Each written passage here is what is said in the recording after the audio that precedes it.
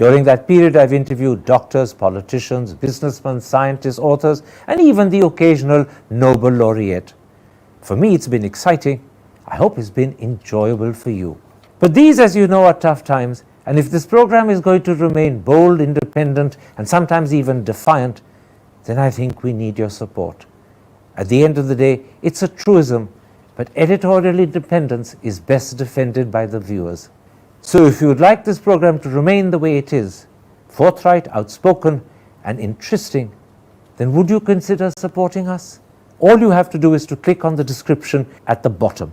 But more than anything else, I hope you will continue to watch the interview. Your viewership means an awful lot to me.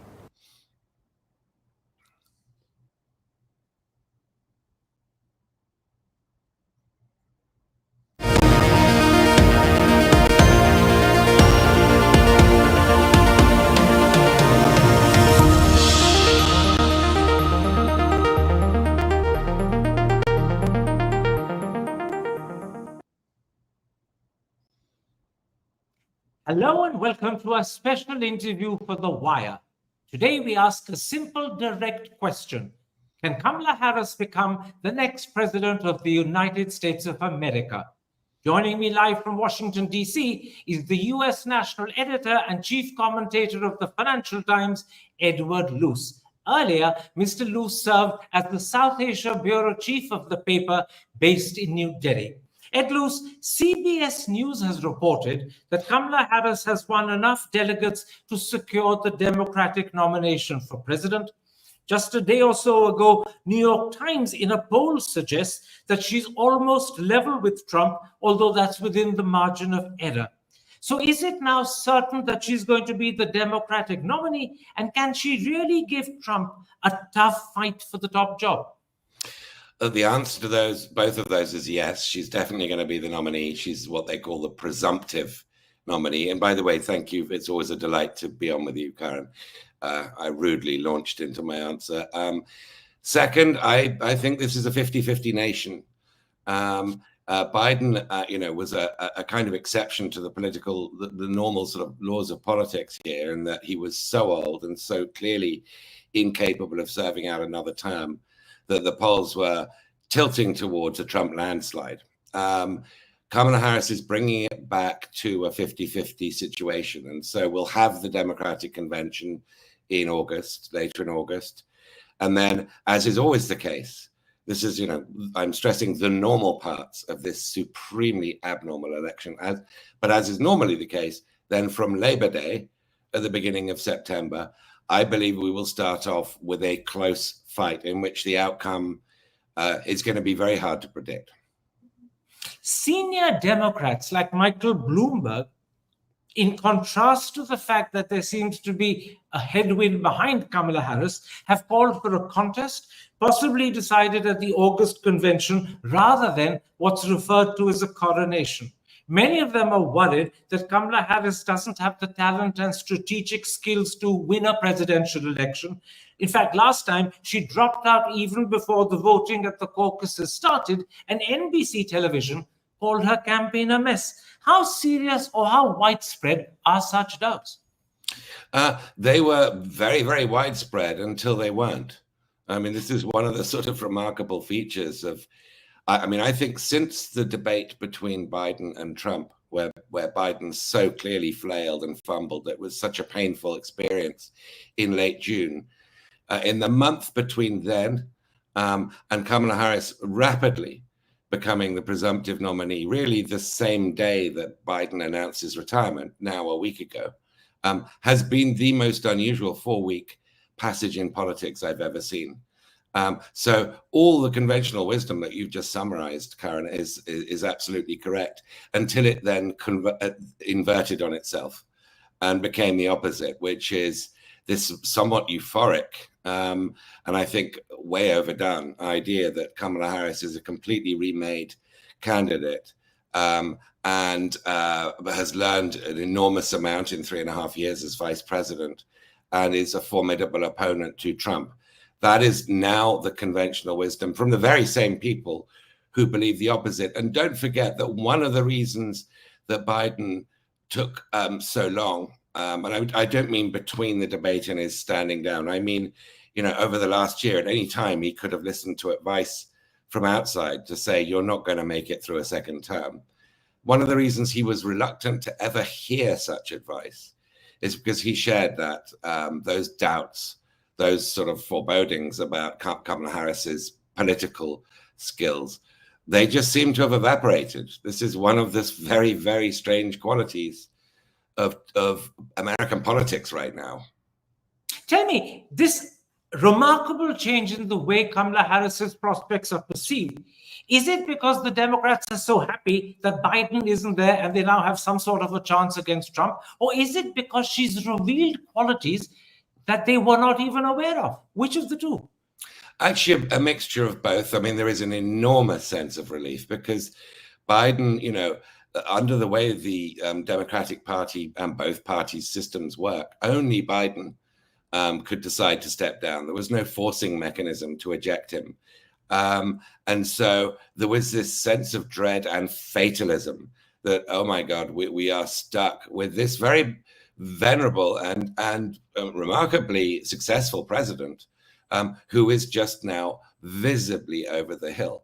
And there's nothing we can do about it. So there was a sort of funereal atmosphere amongst Democrats and liberals that this election was baked and Trump was the next president. And so when he did resign, there was a wave of relief. And I expected, I think, I was probably in the majority, but I expected this would now lead to an open convention and you would get other names, big Democratic names, governors, some senators throwing their hats into the ring alongside Kamala Harris's, and that we would then have a beauty contest over the next 3-4 weeks that would then be settled at the Democratic Convention in Chicago, literally within about 3 hours, because Biden endorsed Kamala Harris, but also because I think there was this sense of, let's just get the uncertainty out of the way. Within 3-4 hours, it would sewn up. The, as you called it, the coronation had occurred. And I will say one other thing as an explanation as to why that happened. I was in Milwaukee the previous week where the Republicans held their convention, Donald Trump's crowning, if you like. And it was an incredible, I mean, I've never been to a convention quite like that.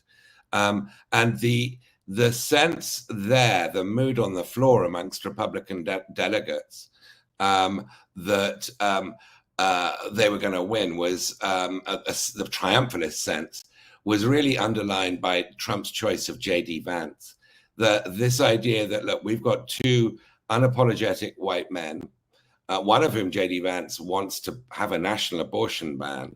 And there's quite a lot of scathing, what I call sort of demographic scathingness about women on the podium of the convention. I think the sort of sourness, the effect on Democrats of watching this, A, triumphalist Republican convention, but B, sort of borderline misogynistic at some points.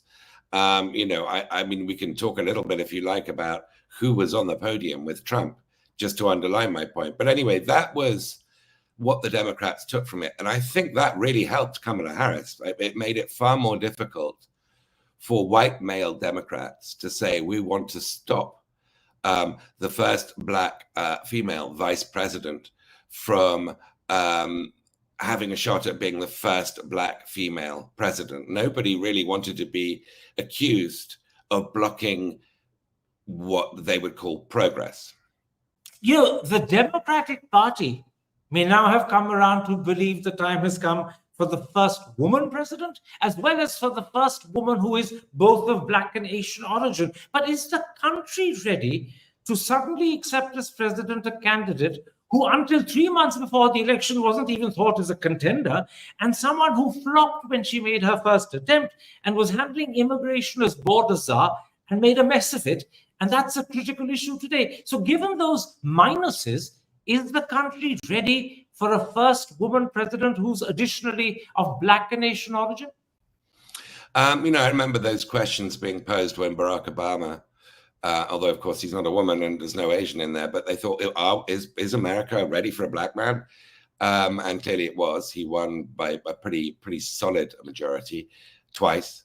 And then a sort of a very different type of question, but again, based on the unprecedentedness of the situation in 2016, is America really going to vote for Donald Trump? A guy who's never held elective office and, has a sort of circus P.T. Barnum character to his candidacy. And again, the answer turned out to be yes, once, not twice, but maybe twice. If he gets re-elected in November. So when I mentioned earlier that the last month, 5 weeks, has been the most unusual period in American politics I've seen, this is by the unusual standards of the last 15 years. So the answer to that is, well, there's always a first time for everything. And she was the first in those demographic categories to become vice president. So I think the chances that she could be elected in November are very reasonable. So this process is not only revealing a lot about the Democratic Party and Kamala Harris as a candidate, but it's also revealing a lot about the American people and the American system. Yes, it is. I mean, I have a daughter who's 17, and she doesn't send me political links ever.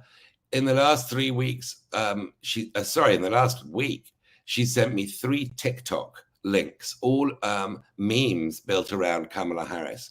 These are the first 3 in 5 years on TikTok, first 3 political TikToks she sent me.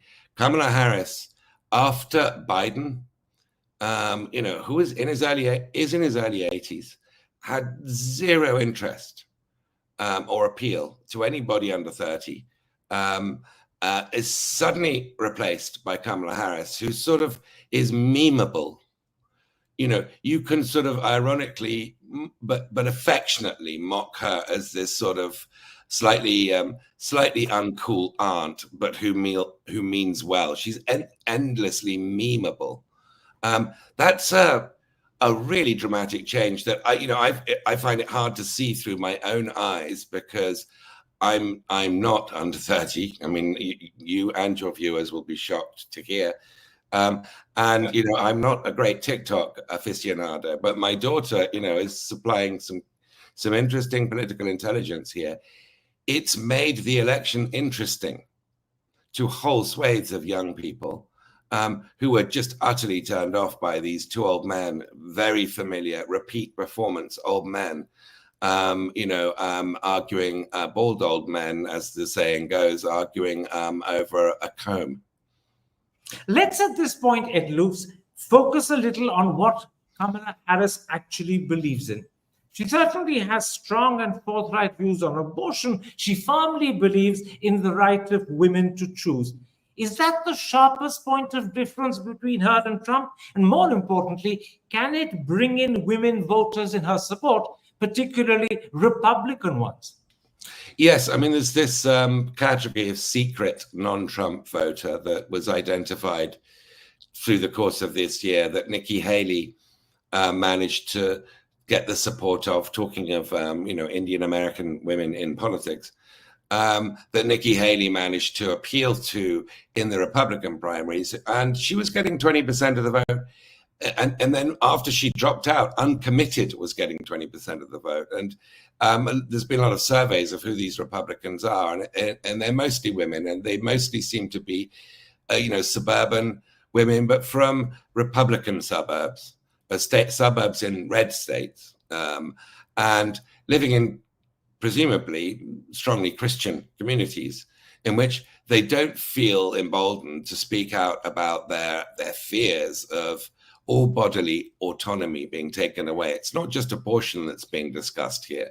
It's contraception. This is getting in some Republican states to be very hardline and quite radical. And so there is a disquiet that everybody expected Donald Trump in some form to address with his choice of running mate, by picking somebody like Nikki Haley, and if not Nikki Haley, then some moderate on abortion, that would allay those fears and try and sort of bring them back under the Trump banner and boost his chances of victory. He didn't do that. He was so confident that he was cruising to victory, that Biden was a flawed and easily beatable candidate, that he doubled down by selecting a mini-me, J.D. Vance, and making those women a far, far easier fruit to pluck for the Kamala Harris campaign. Of course, he made all these decisions, and the whole convention was built around the supposition Biden would be his opponent. He's now in a sort of period of some confusion because Biden isn't his opponent, and it's happened with such lightning speed that there is a disorientation now on the right, and that's another of the sort of remarkable peculiarities of American politics right now, is this has happened in the space of days. They've gone from triumphalist, history is on our side mood to, oh, what's going on here? Well, wait, we're going to have to rethink this. And the women vote is going to be and is key to what is behind this sort of conundrum, that's newly felt conundrum that from Trump downwards is being felt on the right. Now, in 2019, when Kamala Harris stood for the presidency, it was thought that she was on the left of the party, particularly on issues like busing school children, which I believe she famously spoke about. 5 years later, is her position still on the left, or has it appreciably changed? Yeah, I mean, she's, I think, a better politician than people have credited her for, because the answer to that is I don't know. A bad politician is easily definable. She was sort of on the left. There were others more on the left, like Bernie Sanders and Elizabeth Warren. She was trying to knock out Biden when she made those criticisms of busing, because Biden, as a young senator, famously or infamously in the 1970s supported busing, which was a very racially sort of polarized issue, forgotten by anybody under 50. But she was kind of all over the map, and she was too all over the map in the 2019-2020 primary until she dropped out to really be easily definable. She's still quite hard to define, except that she's been vice president to President Biden for 3.5 years, and so is very much associated with the Biden record. I would call her a pragmatic Democrat. She will be depicted, is being depicted, as an extremist liberal Californian liberal, a Berkeley, San Francisco liberal. Harder really to pin her down on that because she was a prosecutor in San Francisco. She put people in jail. She put black people in jail for marijuana possession, for quite trivial things, particularly by today's standards. She was then attorney general and tough on crime. She wasn't liked by the left. And so that also makes it a little bit harder to define her and insulates her a little bit against this charge that she's the DEI hire. If she were the DEI hire, then, presumably progressives in San Francisco would have loved her. They didn't. They actually hated her, a lot of them. And that's great for her now. Tell me, where does she stand on critical international issues? For instance, the Israel-Gaza issue. I know she's spoken in support of Israel's right to self-defense, but she's also forcefully called for an immediate ceasefire. She famously said after she met Netanyahu that she wouldn't be silent, and she also conspicuously skipped his address to Congress. How different is her position to that of Joe Biden? And can she pull back young voters and Muslim voters who are disenchanted with Biden over the Israel-Gaza issue? I think she can, and I think she is on this issue very distinct from Biden, partly because she's a different generation. Biden is the generation that grew up, as he famously keeps retelling, with Golda Meir, Israel's leader, in the late 60s and 70s, in an era in which Israel was very much the David, and the Arab world around it was Goliath. People who are younger than 80, well, people who are younger than 60, see Israel not as necessarily as the Goliath, but certainly not as the David anymore. And people under 30 see Israel as the Goliath. She's got a connection to those voters and an ability, because she's younger and clearly more flexible, less stubborn, which again, in this case, is a great strength, to listen and respond and challenge her own assumptions. And Biden just doesn't have that on Israel. He really doesn't. So I think she's been channeling what she hears in the grassroots and amongst the young voters, Democratic voters, the real disaffection, the real unhappiness with the scale of killing going on in the Gaza Strip, and the fact that it's often with, or usually with, American weapons, and that America has not used its leverage, the Biden administration, really, except on a couple of symbolic occasions, to try to restrain Netanyahu and impose some sort of order and rules of war on what is going on there.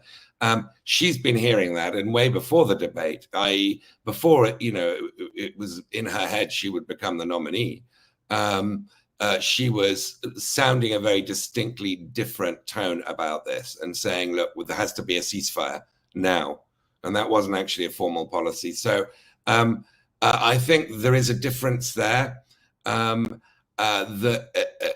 is a much more natural reflection, not just of where the Democratic Party or where younger voters are, but where American public opinion is. Not necessarily, though, where a lot of the big finance for and donors are, in terms of Jewish American, the wealthier billionaire donors, who tend to be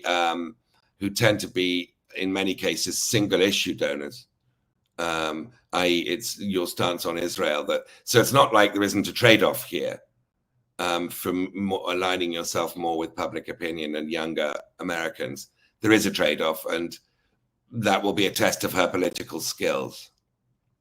The second big international issue that she has to face up to is the Russia-Ukraine war. What do we know of her position on that? Biden made a great display of his commitment to Ukraine and his relationship with Zelensky. To what extent is her position the same? To what extent is it nuanced and different?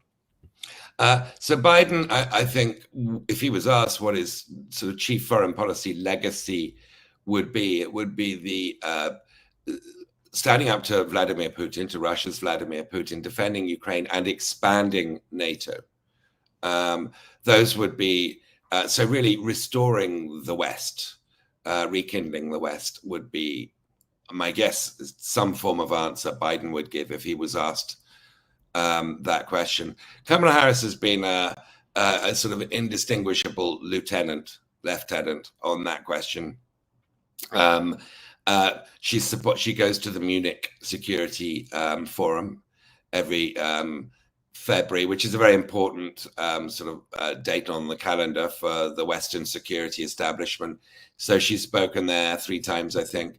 And each time with, I wouldn't say with growing confidence, I'd say with waning lack of confidence. She's not a commanding presence.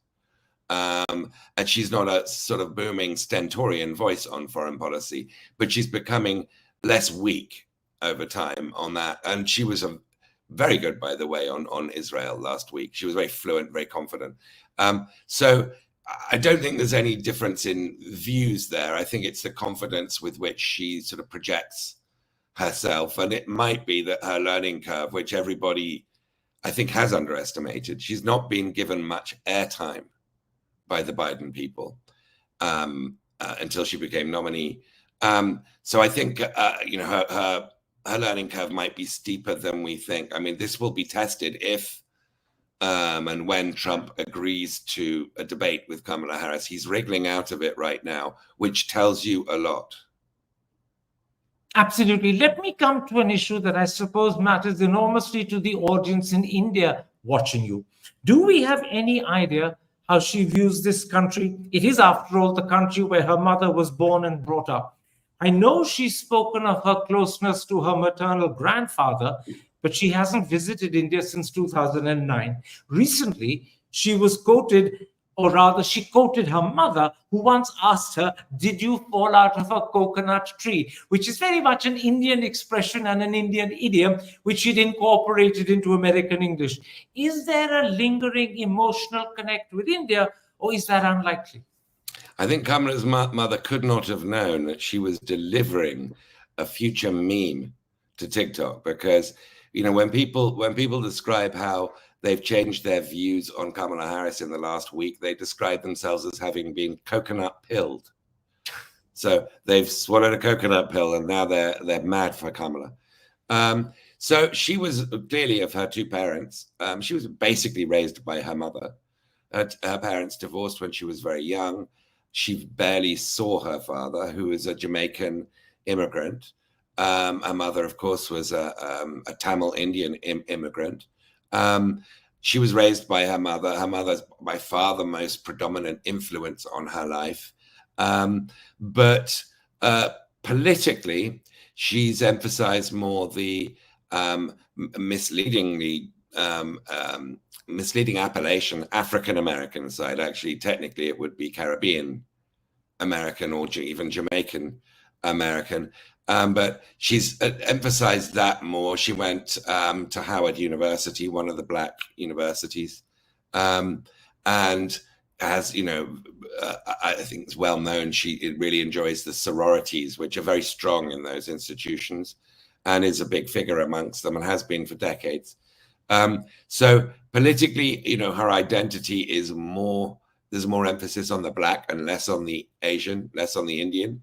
And that, I think, is just a reflection of American politics rather than her own personal identity.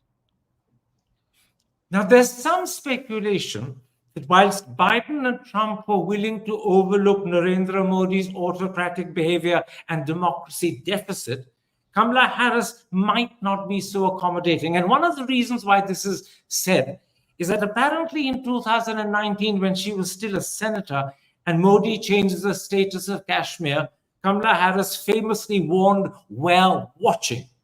And others say that she's on occasion even expressed respect for the rights of Kashmiris. To what extent do you agree with the view that she might be harder for Modi to tackle than either Biden or Trump were? I think she would be harder for Modi to tackle than Biden. Simply because she's got more energy and she would have a new and fresh mandate. And if she won, and presumably it would be a pretty triumphal moment, given who she is, if she won. And so the momentum, if you like, would be with her. And Modi, of course, has had kind of an opposite experience recently. His wings have been clipped. You know, he did win. He did win an election that was decidedly not very fair at all. And so you know, I think that sort of changes the. This is all on the assumption Harris won, of course. This sort of changes the relative power equation. But would the fundamental Biden administration, and I think bipartisan American support for India as an important Quad partner counterbalance to China, be affected? I don't think so. This would all be, the differences would all be in the nuance. And I don't personally know whether Kamala Harris, you know, has involved herself with the human rights reports at the State Department that so annoyed Jaishankar and many others around the world. But you know, it wouldn't take long to brief her on the fact that these can be really counterproductive. And actually, you know, if you polled, you know, dissidents and journalists who've been harassed or newspapers have been shut down, they would probably say in India, look, it's not going to make much difference. It might make things worse if you become our champion. It's just going to annoy Modi and the people around him. I suspect that's the kind of advice she would get. And therefore, it's really not going to make much difference. So you're suggesting that her tone might be tougher, or her manner might be more assertive, but the actual substance might not be that different. I very much doubt the substance would be at all different. You know, India's a big place, and America needs it geopolitically. And I just can't see America deciding it's a pragmatic thing to do to hector India, no matter how much Modi deserves to be hectored and called out on various issues. I don't see it as being something any American administration of either party will consider to be a pragmatic thing to do in the foreseeable future. One last question about Kamala Harris before I ask you, with your permission, a couple about Usha Vance. Although Kamala Harris is vice president, people, I assume, don't know very much about her, and that's certainly the impression I've got from both the British and the American press. So does a lot depend on how she presents herself to the American people over the weeks and 3 months ahead, and the image she conveys of herself? Therefore, does a lot of her future depend upon the way she handles herself?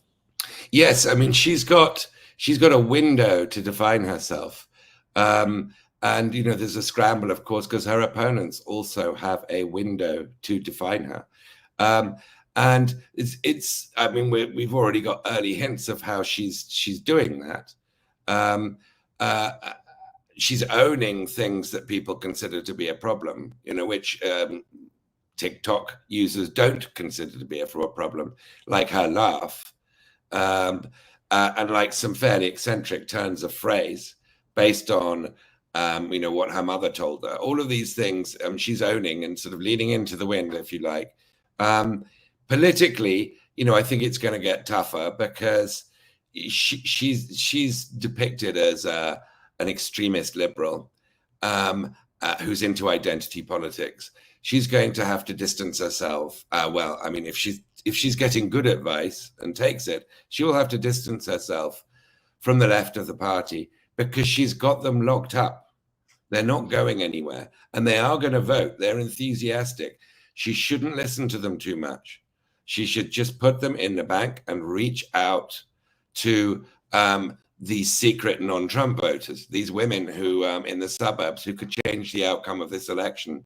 And you know, the great benefit of not being Biden, of not having been around for so long, is that she can define herself afresh. But the danger is she can be defined, and there is going to be an awful lot of nasty personal politics going on in the next few weeks, even by America's recent standards, because calling her the DEI hire, you know, and many, many worse things. This phrase, rather annoying phrase, misogynoir, that combining, you know, misogyny in particular against Black women. There's a ton of dog whistles and some straight sort of bullhorns that we're going to be hearing and have already been hearing about Kamala Harris that is very derogatory. So she's going to be defined and have the opportunity to self-define. It's a very, if you like, protean, very important passage of few weeks we're in right now. Let's come very briefly to Usha Vance, the wife of the Republican vice presidential nominee. First of all, I've seen in profiles of her, and there were several when her husband was appointed or selected as vice president nominee, in both the American and British papers, that suggested she has a very powerful influence on J.D. Vance. Does she really have a powerful influence on her husband? Well, if you read Hillbilly Elegy, his book, his bestseller, that I reviewed when it came out 8 years ago, pretty much exactly. It was September 2016. It was one of those books that benefited from the great sort of fortune of good timing.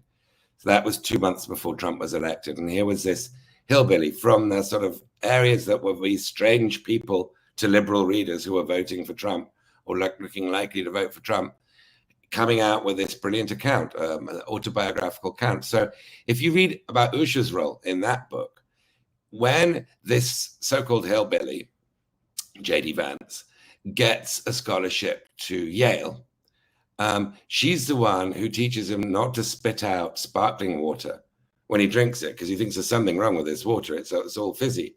He spat it out. She's the one who taught him how to use a knife and fork.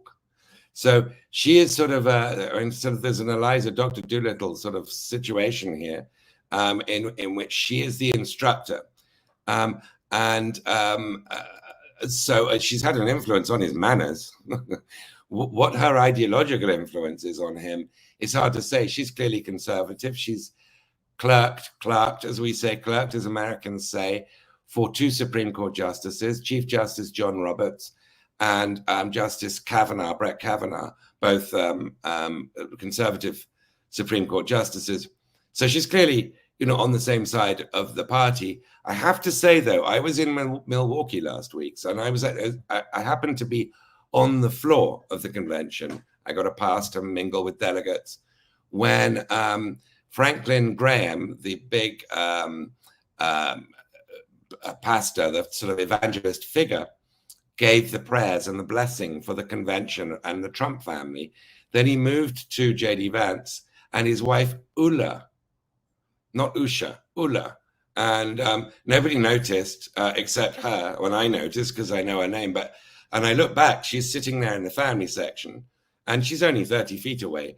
And her face was pretty stony. And for a lot of the time, I did observe her quite closely. She looked a little bit like she'd been taken prisoner, that this was not the J.D. Vance she married, because hillbilly energy, of course, makes the exact opposite point of what J.D. Vance said in his speech in Milwaukee last week. It was an anti-Trumpian book. It was a book in which he blamed people in the Appalachian regions, the poor whites, for a lot of their own plight. Last week, he was full Trumpian, and his people, the people he had once blamed for their own plight, are now pure victims of Wall Street and of wokeness, stuff that just wasn't there. So he reinvented himself. And I suspect, she, Usha Vance, knows this better than anybody on the planet.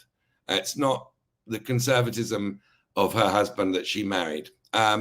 So maybe I was reading too much into her expression, but if somebody gave a blessing to me and called me, I don't know, Jennifer Luce instead of Edward, I'd get pretty annoyed. But it's interesting that you say that she's played Henry Higgins to Vance's Eliza Doolittle. Now, I know that at the Republic Convention, she talked about her husband, and I'm told that she talked about his attempts to cook Indian food, as well as about her own vegetarianism. How did that go down with the party? It's not the sort of thing Republicans normally want to, is it? Yeah, it did constrain his line, which is a normal red meat line that, I eat burgers and, I'm a God-fearing carnivore. He's got a son called Vivek, as you know. I mean, this was all a bit of a surprise to the far right, some of whom are white supremacists. I mean, that's not the most of the party, or even a significant minority of the party, but it is a significant sort of allied group, adjacent group to Trump that you can't write off. And so there was an enormous amount of surprise amongst some. There's one particular sort of strong far-right figure called Nick Fuentes, who posted a picture of Vance with his wife and children, saying something like, "Did we know this?" And so it was then raised in an interview with Vance 2-3 days ago. And his answer was, yes, she's non-white, but I love her. She's a very good mother. The word "but" is doing an awful lot of rather distasteful work in that sentence. Yes, she is non-white, but I love her. She's a very good mother. So I suspect, if I'd been watching her expression again, when she was watching that interview, it mightn't have been full of delight. Finally, Ed Luce, whilst Kamala Harris as an adult became a Baptist and Barack Obama, the first black president, is Christian, Usha Vance is a Hindu and proclaims her Hindu background quite openly and proudly. If she did become second lady, what would it mean for America to have a Hindu second lady? I don't think that would be, for 95% of Americans, especially controversial. Of course, if Kamala Harris won, then Doug Emhoff, who is Jewish, would become, I guess, the first. Well, he'd become the first man, or first gentleman, or whatever the designation is. But he would become the first Jewish spouse of a president. So either way, it would be a first. I don't think it would be a huge deal. I mean, you saw recently, they're different political cultures, but you saw recently that Rishi Sunak in Britain as Prime Minister, who chose the Bhagavad Gita, not the Bible, that wasn't really an issue with him. The problem with him, according to most voters, was that he was a Tory, which, he could do something about. So it's a much more reassuring criticism. They're different cultures, so I wouldn't want to elide between the two. But, the spouse of a president or a vice president, we've had a black man and a black woman in the White House. And then since a black female vice president, those sort of barriers are being broken. Ed Luce, thank you very much for the time you've spared for me, and thank you very much for your revealing insights into both women, Kamala Harris as well as Usha Vance. Take care, stay safe. Always a pleasure, Karen.